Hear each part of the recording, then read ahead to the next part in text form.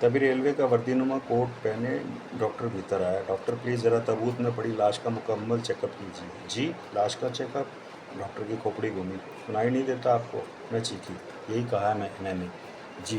Doctor फ़ौरन ताबूत में पड़ी लाश पर झुक गया। आप सब तो नहाने गए होंगे ना जब लाश ताबूत में दाखिल हुई होगी? मैंने एक एक को घूरते पूछा। मैडम, गुलफाम सामी बोला इस बार।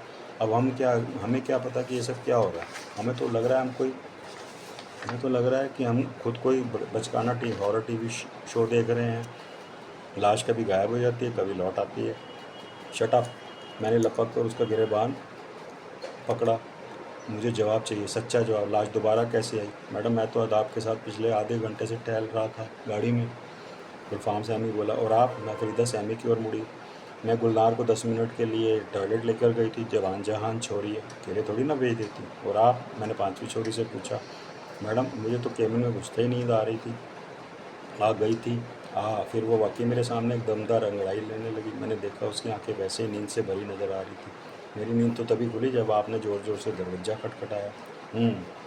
हुंकारावर्ती में एक एक को घूटने लगी। इसी दौरान डॉक्टर ने खड़े होकर घोषणा की, ही इज़ एब्सोल्यूटली डेड। मर चुका है ये। बताइए और किसकी जांच करूं? और कोई मुर्दा है? जाइए, अपने केबिन में पहुंचिए और शान से पस रही है। मैंने डॉक्टर को बाहर का रास्ता दिखाया। डॉक्टर तत्काल बाहर की तरफ भागा। तुम लोगों के चेहरे पर हवाइयाँ क्यों उड़ रही थी? मैंने पूछा। वही सेम वजह, अदाब सामी बोला। हमने वैसे ही कैजुअली ताबूत खोला तो अब्बा जान को भीतर पाया।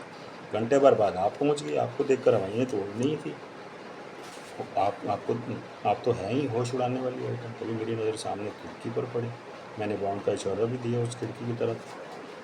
बाउंड का चेहरा एकाएक सोच में संजीदा हो गया। कुत्ते की वो खिड़की दरअसल इमरजेंसी द्वार था।